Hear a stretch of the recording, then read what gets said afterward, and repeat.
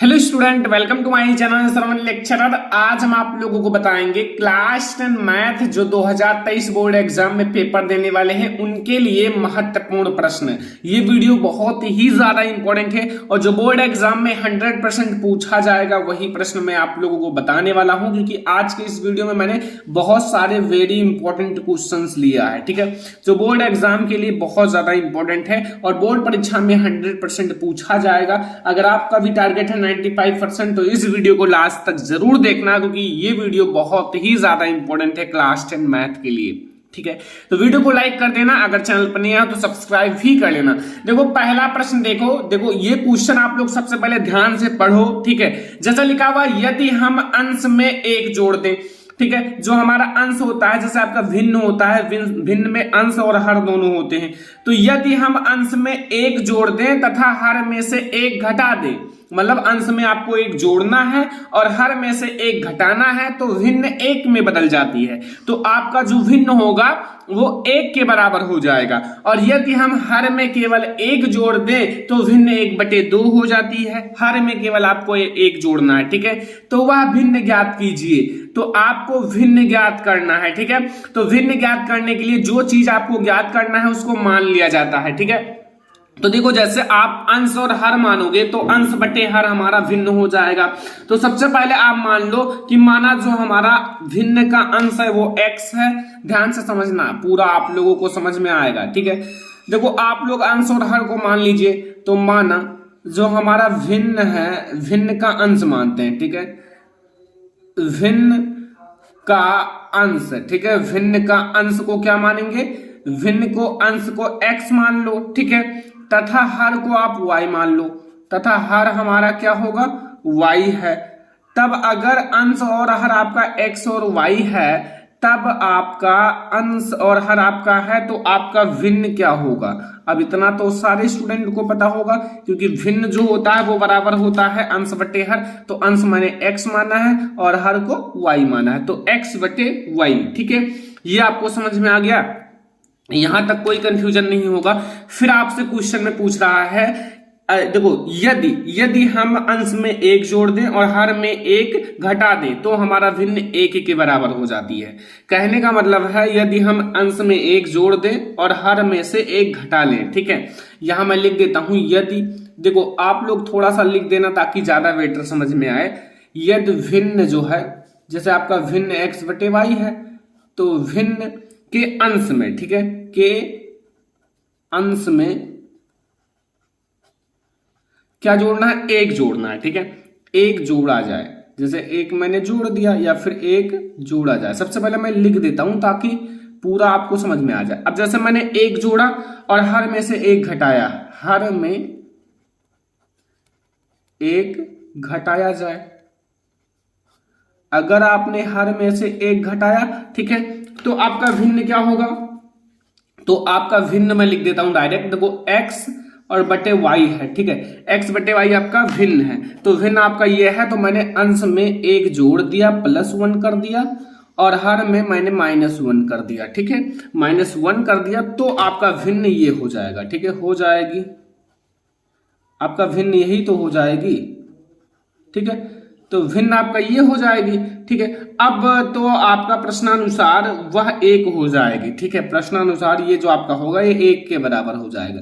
प्रश्न के अनुसार यही कह रहा है, तो प्रश्नानुसार ये क्या हो जाएगा, वह एक हो जाएगी, एक हो जाएगी। अगर ऐसा बोर्ड एग्जाम में अच्छे से डिटेल में लिखोगे तो आपको फुल मार्क्स मिलेगा, एक भी नंबर नहीं कटेगा। ठीक है, जैसा मैंने लिखा x+1, ठीक है, और बटे में y-1, और ये हमारा हो जाएगा एक के बराबर, क्योंकि हमारा भिन्न जो होगा वो एक के बराबर हो जाएगा। इसको आप सॉल्व कर लो, सॉल्व करना कुछ नहीं है, क्रॉस मल्टीप्लाई करा लो 1/1 करके, तो यहाँ x+1 हो जाएगा और ये हमारा y-1 हो जाएगा। ठीक है, आप एक तरफ कर लो सारे को, जैसे हमारा x है एंड यहाँ हमारा +1 है। ठीक है, तो यहाँ हमारा +1, या फिर आप इसको ऐसे रहने दो, x बराबर हमारा y है और ये हमारा +1 है, इधर जाएगा -1 हो जाएगा, तो y और -1 हो जाएगा -2। ठीक है। तो यहां हमारा x बराबर y-2, इसको आप समीकरण 1 नाम दे दो। ठीक है, इससे क्या होगा, आसानी हो जाएगा। कैसे, यहां से समझ लो आपको x की वैल्यू मिल गई है। ठीक है, अब आप सेकंड नंबर शर्त समझो। सेकंड नंबर शर्त में आपसे क्या कह रहा है क्वेश्चन में कि अगर हम लोग केवल यदि भिन्न के हर में एक जोड़ा जाए, केवल एक ही शर्त रखना है, परंतु अगर हम क्या करें, यदि केवल एक ही शर्त याद रखना, दूसरे में भिन्न का जो हर है, भिन्न के हर में एक जोड़ा जाए, एक जोड़ा जाए, तो अगर आप एक जोड़ दोगे तो फिर क्या होगा, ये भी बहुत ज्यादा आसान है। एक जोड़ दोगे तो हमारा भिन्न 1/2 हो जाएगा। तो x को आप ऐसे ही रहने दो और हर में आप एक जोड़ लो। ठीक है, एक मैंने जोड़ दिया और बराबर हमारा 1/2 हो जाएगा। ठीक है, 1/2 हो जाएगा, क्रॉस मल्टीप्लाई करा लो। यहां से हमारा जो मतलब 2x होगा, 2x बराबर यहाँ y, ठीक है, y और प्लस 1। ठीक है, y और प्लस 1, यहां आप इसको समीकरण नंबर 2 नाम दे दो, समीकरण नंबर 2 नाम दे दो। ठीक है, अब आप क्या करो, यहां जो है ना आप मतलब ये x की वैल्यू यहां रख सकते हो। ठीक है, x की वैल्यू आप यहां रख दो, आपको यहां वैल्यू मिल जाएगा। ठीक है, यहां हम x की वैल्यू रख देते हैं। ठीक है, तो यहां विलोपन विधि से भी लगा सकते हो, या फिर समीकरण 1 से x की वैल्यू रख दो, या फिर x का मान कहां रखोगे, समीकरण जो हमारा 2 है। ठीक है, समीकरण 2 में रखने पर, समीकरण 2 में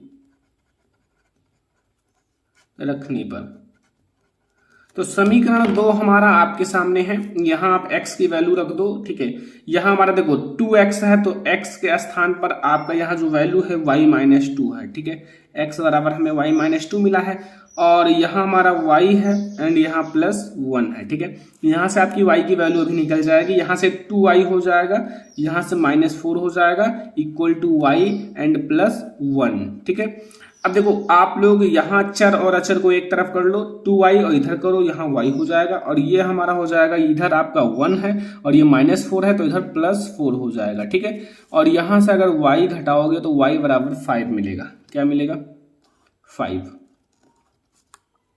y की वैल्यू आपको 5 मिला। अगर y की वैल्यू 5 मिला तो y की वैल्यू आपको 5 मिल गया, तो x का मान अब निकाल लो। जैसे समीकरण 1 में आप रख दो मान, समीकरण 1 में y का मान रखने पर बस समीकरण 1 में रख दो, आपको x की वैल्यू निकल आएगी। जैसे हमारा समीकरण फर्स्ट क्या है, x इक्वल टू y-2, और y की वैल्यू हमें क्या मिला है, 5। तो 5 में से 2 आप घटा लो, तो फिर हमारे x की वैल्यू क्या आएगी, 3 आएगी। तो अगर x की वैल्यू 3 आ गई और y की वैल्यू 5 आ गई, तो अब भिन्न में क्या दिक्कत है, भिन्न तो आपको पता चल गया, अंश बटे हर, और अंश को मैंने x माना था और हर को y माना था। तो यहां से आप भिन्न बराबर, अब हमें यहां से भिन्न पता चल गया, यहां आप अतः हमें भिन्न ही ज्ञात करना था ना, तो डायरेक्ट मैं लिख देता हूं, अतः भिन्न जो होगा, भिन्न मैंने माना था x बटे y, और x की वैल्यू हमारा है 3 और y की वैल्यू है 5, तो यही तो हमारा आंसर हो गया। बस हो गया, 3/5 हमारा आंसर। यहां से भिन्न पता चल गया, अंश और हर आप ज्ञात कर लो, फिर आपका भिन्न तो ऑटोमेटिक पता चल ही जाएगा। ठीक है, तो ये हमारा है क्वेश्चन नंबर फर्स्ट, जो बोर्ड एग्जाम के लिए मोस्ट इंपोर्टेंट है, आपको तैयार करके ही बोर्ड एग्जाम में जाना है। चलो देखते हैं क्वेश्चन नंबर सेकेंड। तो ये क्वेश्चन बोर्ड एग्जाम के लिए मोस्ट इंपॉर्टेंट है, लेकिन अगर बोर्ड एग्जाम में आएगा तो ये 7 नंबर में पूछा जाएगा, लॉन्ग क्वेश्चन है। ठीक है, ध्यान रखना क्योंकि ये क्वेश्चन बहुत ज्यादा इंपॉर्टेंट है। लिखा हुआ एक रेलगाड़ी जो है एक समान चाल से 360 किलोमीटर, ठीक है, 360 किलोमीटर की दूरी, मतलब 360 किलोमीटर की दूरी तय करती है। ठीक है, यदि यह चाल 5 किलोमीटर प्रति घंटा, मतलब 1 घंटे में 5 किलोमीटर, ठीक है, अधिक होती है। अगर एक मतलब 5 किलोमीटर प्रति घंटा हम अधिक कर दें, अधिक होती, तो उसी यात्रा को करने में 1 घंटा कम समय लगता, 1 घंटा कम समय लगता या कम समय लेती। ठीक है, तो रेलगाड़ी की चाल ज्ञात कीजिए। आपको यहां रेलगाड़ी की चाल ज्ञात करनी है, तो जो चीज आपको ज्ञात करना है सबसे पहले उसको आप मान लीजिए। ठीक है, जैसे आपको चाल ज्ञात करना है तो सबसे पहले आप चाल को मान लीजिए। माना रेलगाड़ी की चाल x किलोमीटर प्रति घंटा है,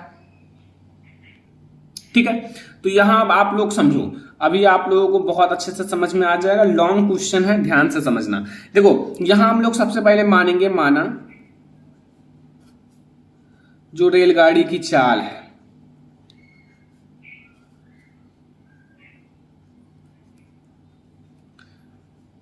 रेलगाड़ी की चाल को हम लोग मान लेते हैं x किलोमीटर प्रति घंटा। ठीक है, x किलोमीटर प्रति घंटा, ये हमारा चाल हो गया। ठीक है, अब देखो, अब आपको क्या करना है, समय। ठीक है, समय आपका जो होता है वो आप लोगों का दूरी बटे चाल, तो 360 किलोमीटर की दूरी तय करना है। ठीक है, 360 यहां लिखा हुआ है, किलोमीटर की दूरी तय करने में लगा समय, किलोमीटर की दूरी। ठीक है, 360 किलोमीटर की दूरी तय करने में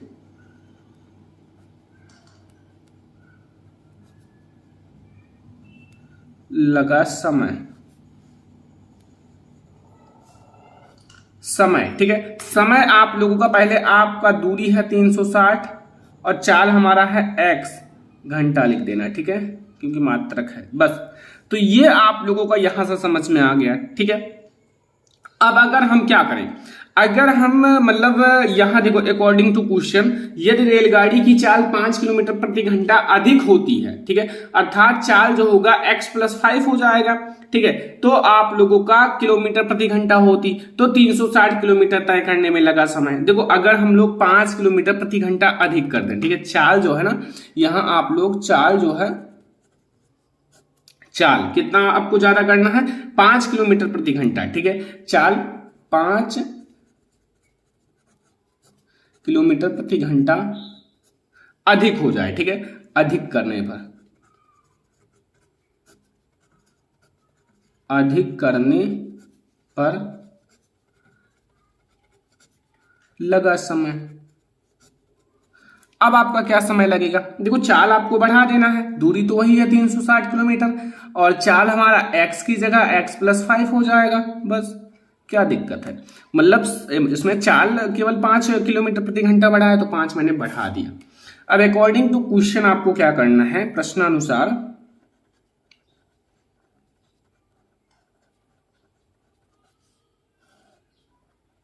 ठीक है, प्रश्न के अनुसार आपको मतलब जो आपका ये है, ठीक है, जो आपका 360 किलोमीटर चलने में लगा समय, ठीक है, पहले नहीं बढ़ाया गया था, उसको लेना है। ठीक है, जैसे आपका जब आप 360, ठीक है, 360 बटे x, ठीक है, इसमें से आपने जो चाल बढ़ाया है उसको घटाओगे, 360 बटे x+5।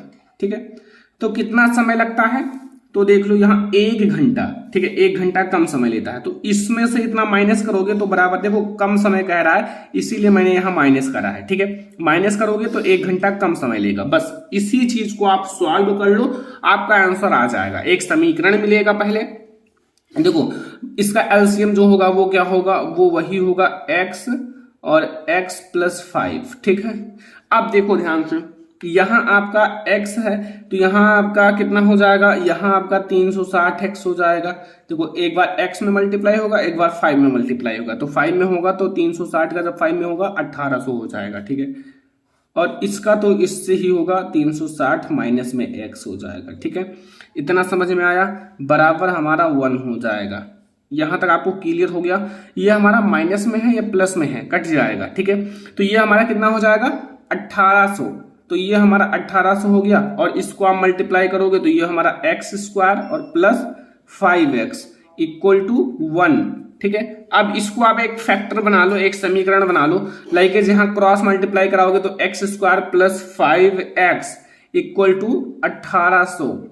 अब आप क्या करोगे, इसको आप x² प्लस 5x और माइनस 1800 कर लो। ठीक है, और बराबर 0 कर लो। अब देखो अगर आप इसका फैक्टर नहीं बना सकते हो, अगर मान लो आपको नहीं आता है, तो आप एक सूत्र याद रखना जो कि है श्रीधराचार्य जी का, उस पर आप लगाना। ठीक है, जो कि आपको पता होगा, x = -b plus minus √b² - 4ac बटे 2a। ठीक है, तो यहां आप लोगों का ये तो एक द्विघात समीकरण है ही, तो अब आप लोग क्या करोगे, यहां से आप ए जैसे आप लोगों को सूत्र तो याद ही है, तब आप लोग सूत्र याद रखना। सूत्र तो आप लोगों को याद ही होगा। यहाँ x इक्वल टू हमारा हो जाएगा, ये कॉमा लगा देना, ठीक है, बराबर नहीं comma, x equal to minus v plus minus under root b square minus 4ac, ठीक है, ये 4ac है, और बटे में हमारा हो जाएगा 2a, ठीक है। अब यहां आपका ये समीकरण है, यहां से a क्या है सभी को पता होगा, एक्स स्क्वायर के आगे गुणांक 1 है, यानी कि कुछ नहीं है तो 1 मान लिया जाता है। b हमारा क्या है, v हमारा x के आगे गुणांक 5 है तो 5 हो जाएगा। c हमारा क्या है, c हमारा देखो प्लस माइनस में है ना, ये माइनस में, तो माइनस 1800 है, ठीक है। तो इतना आपको पता चल गया, ठीक है। और अब हम क्या करेंगे, वैल्यू रख देंगे। देखो माइनस वी यानी कि -5 प्लस माइनस बी स्क्वायर की वैल्यू क्या है, बी स्क्वायर की वैल्यू हमारा 5 है तो 5 का स्क्वायर कर लो, एंड -4 इंटू ए की वैल्यू तो एक ही है, इंटू सी की वैल्यू हमारा माइनस में है, ठीक है, -1800, और बटे 2a ए की वैल्यू हमारा कितना है, ए की वैल्यू हमारा है 1, बस। अब देखो ध्यान से, यहां आपका इसको सॉल्व कर लो, कैलकुलेशन है पूरा, यहां आपका -5 हो जाएगा, ठीक है, ये आपका -5 हो जाएगा, और इसका अगर आप लोग स्क्वायर करोगे प्लस माइनस, इसका आप स्क्वायर करोगे 25 हो जाएगा, ठीक है, और इसका 1800 होगा, जब आप 4 में मल्टीप्लाई करोगे तो हमारा कितना हो जाएगा, minus minus plus and 7200, and बट्टे में आप लोगों का ये 2 का मल्टीप्लाई 2 ही रह जाएगा, ठीक है। इतना तो आपको समझ में आ गया। अब हम लोग दूसरे पेज में समझते हैं। देखो यहां तक आपको समझ में आ गया। अब देखो इक्वल टू, यहां हमारा प्लस एंड नहीं -5 था, देख लो -5 है, ठीक है, एंड प्लस माइनस, इसको आप जोड़ लो, ठीक है, दोनों को जोड़ोगे, एक तो हमारा 7200 है, एक 25 है, तो कितना हो जाएगा 7225, तो 7225 हो गया, ठीक है। एंड फिर आप लोगों का नीचे कितना है, ये आपका 2 है, ठीक है। अब देखो ध्यान से, अब यहां आप लोगों को समझना है, ठीक है। तो इसका जब आप 7225 का जब आप लोग रूट करोगे तो ये आपका -5 है, एंड ये प्लस माइनस ये जो होता है ना, ये आपका जब आप 85 का करोगे तो ये उसी के बराबर हो जाएगा। 85 का जो स्क्वायर होता है वो 7225 होता है, ठीक है, एंड बट्टे में हमारा 2 है। इतना आपको समझ में आ गया, यहां तक आपको पूरा समझ में आ गया होगा, ठीक है। ये हमारा x इक्वल टू इतना मिला है। अब देखो आपको वैल्यू निकालने के लिए एक बार आपको धनात्मक वाला चिन्ह लेना, एक बार ऋणात्मक वाला। तो सबसे पहले हम लोग धनात्मक चिन्ह लेने पर,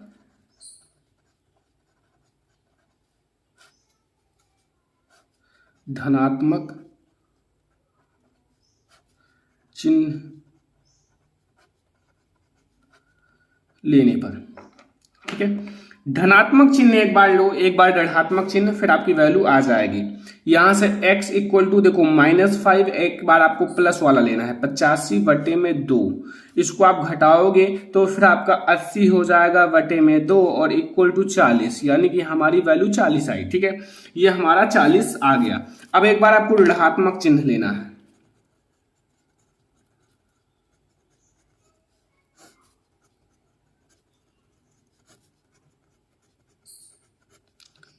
अगर आप लोग ऋणात्मक चिन्ह लेते हो तो फिर आप लोग देखो x equal to -5 and minus आपका 85 हो जाएगा, प्लस वाला चिन्ह हट जाएगा, बटे में 2, और बराबर हमारा -90 जुड़ के हो जाएगा बटे 2 इक्वल टू -45। देखो -45 नहीं हो सकता, क्यों, क्योंकि हमारा जो चाल होता है वो ऋणात्मक नहीं होता है, ठीक है। तो रेलगाड़ी की चाल जो होता है ऋणात्मक नहीं हो सकता।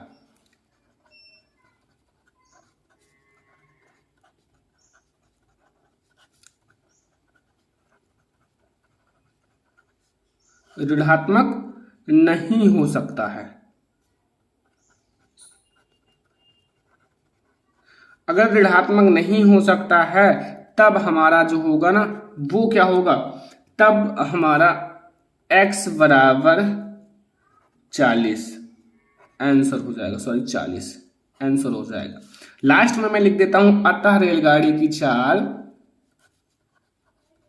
जो धनात्मक है वही मान्य होगा। रेलगाड़ी की चाल कितना आया आपके पास, 40 किलोमीटर प्रति घंटा, 40 किलोमीटर प्रति घंटा। इतना लॉन्ग आपको क्वेश्चन ये लगाना होगा, तब आपको फुल नंबर मिलेगा। ठीक है, तो ये आप लोगों को बहुत अच्छे से समझ में आ गया होगा, पूरा क्वेश्चन आप लोगों को समझ में आ गया होगा। अब हमारा एक हाइट एंड डिस्टेंस का क्वेश्चन है जो कि बोर्ड एग्जाम के लिए बहुत ज्यादा इंपॉर्टेंट है। ठीक है, आप लोगों को तैयार कर लेना है, बोर्ड एग्जाम की दृष्टि से बहुत ज्यादा इंपॉर्टेंट है। देखो लिखा हुआ है एक मीनार के पाद बिंदु से एक भवन के शिखर का उन्नयन कोण 30 डिग्री है और भवन के पाद बिंदु से मीनार के शिखर का उन्नयन कोण 60 डिग्री है।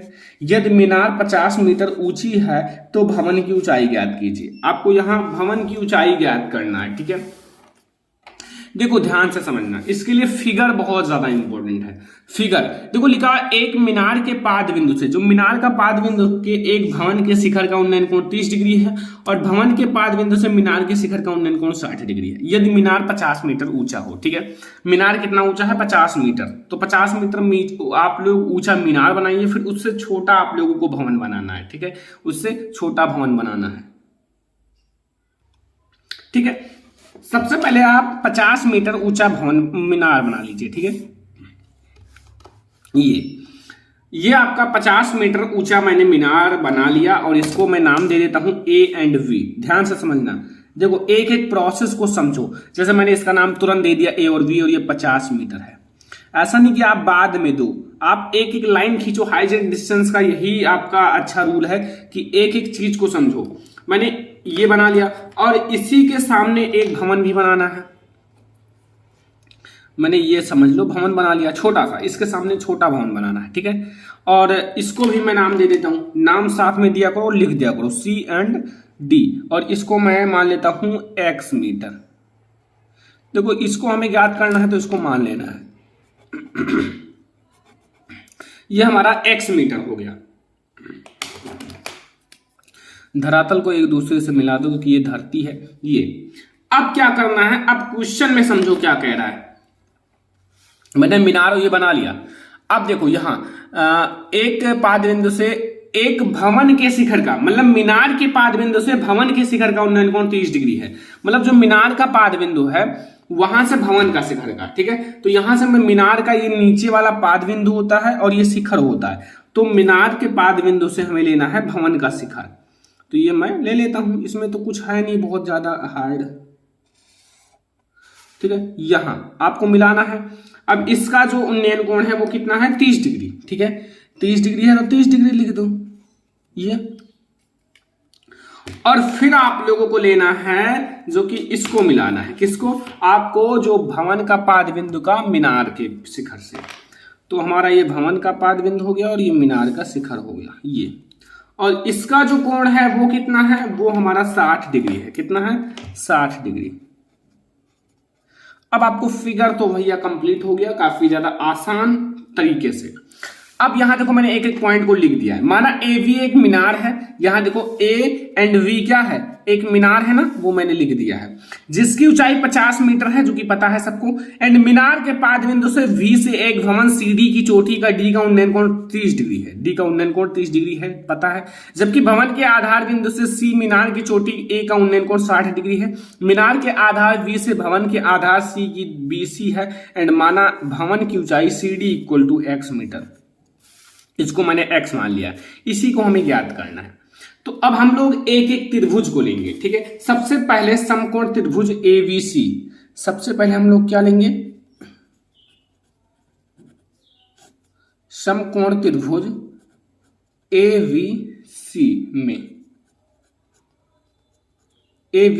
में। ठीक है, अब एबीसी में हम क्या करेंगे, सबसे पहले आप लोग ध्यान से समझना, एबीसी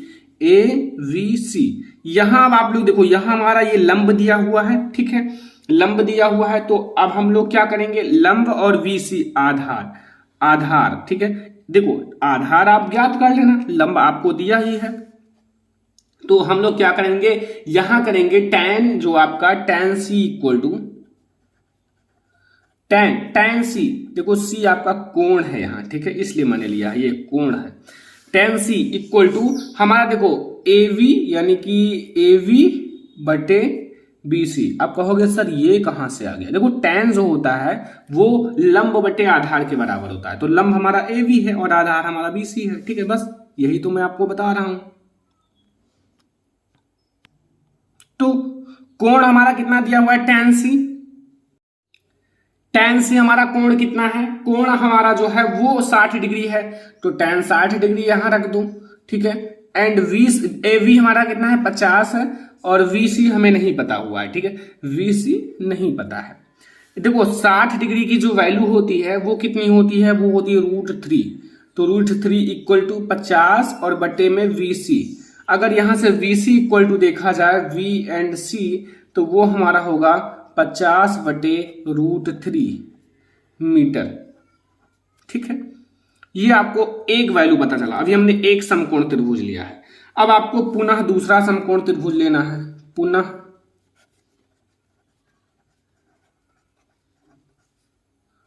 अब हमें दूसरा समकोण त्रिभुज लेना है।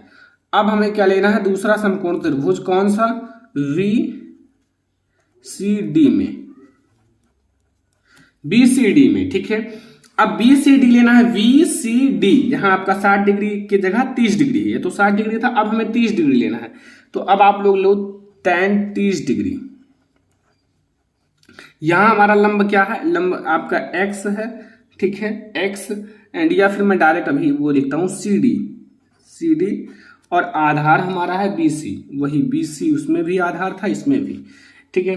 अब इसकी जो वैल्यू होती है वो 1/√3 होती है, और x यहां हमारा C एंड D की वैल्यू x है, और V एंड C की वैल्यू भी हमें पता है यहां से 50/√3,